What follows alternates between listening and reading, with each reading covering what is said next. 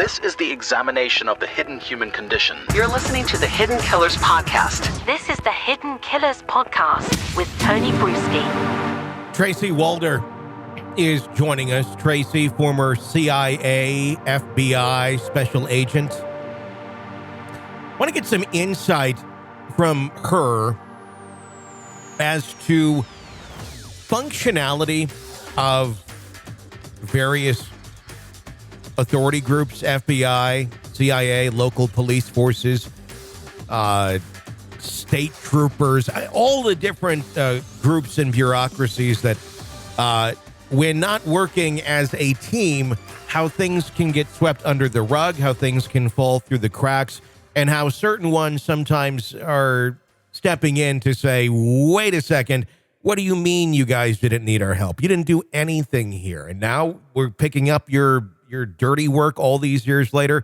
Of course, I'm talking about the Stephen Smith case, where it just wasn't investigated to very much of an extent at the request of the local low country authorities, but then SLUD getting involved once the investigation into the murder of Maggie and Paul started going. And then they're like, wait a second, we found something here. What they found that sparked the investigation into Stephen Smith within the Murdaugh case is still a mystery.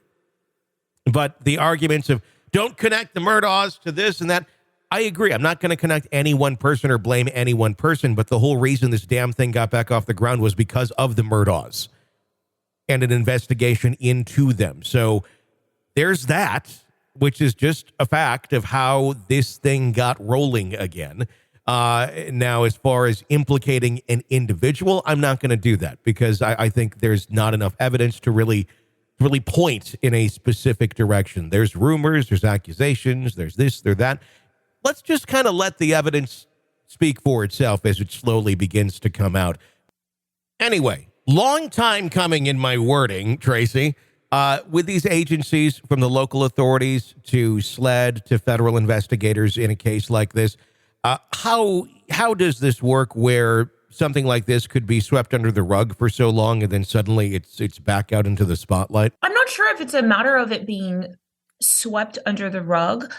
I think that, I'm in Dallas. That's a big city, sure. Right? Yep. And I think that when you're in sort of some of these smaller communities, and I talked to some of my criminal justice students about this, when you're in some of these smaller communities, there does tend to be more of a tolerance in terms of sweeping things under the rug because people tend to be more personally connected and personally involved. I mean, I would say a perfect example in this case was the fact that it was revealed that a rape kit was done. And then obviously that kit was never further tested. Obviously that's problematic. And so I think things like that, especially when you're dealing with people that have power and influence, can get swept under the rug sooner rather than later.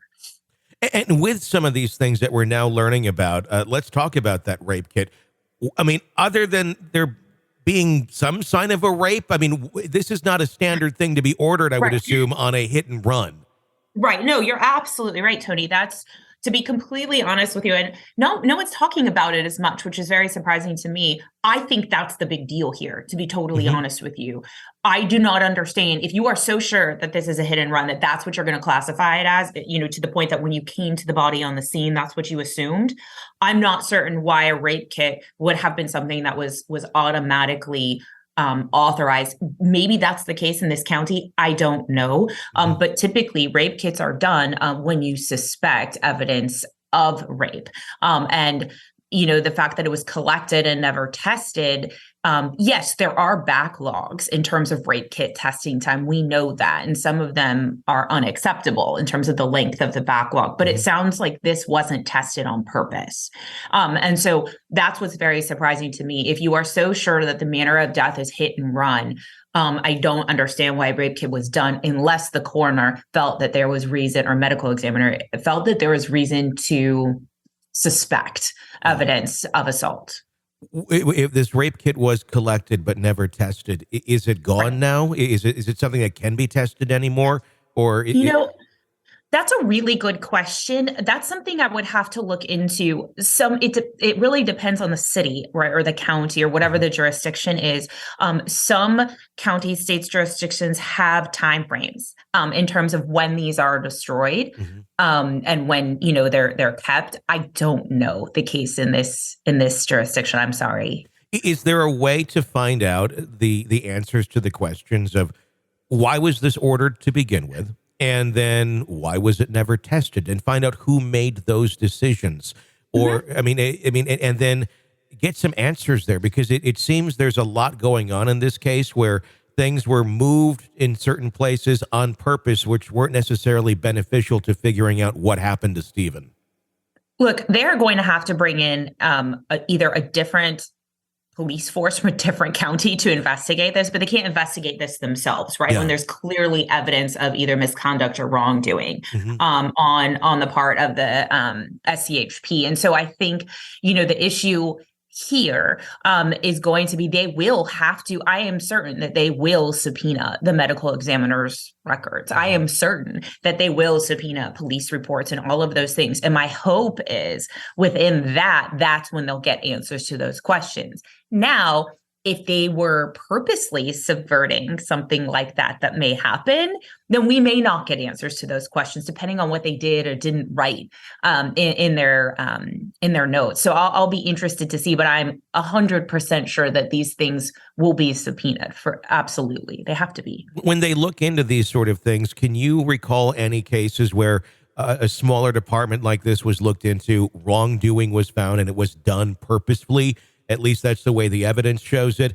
And then action actually being taken against those who were subverting justice, essentially? Or is this more of a slap on the wrist, or you're going to get fired?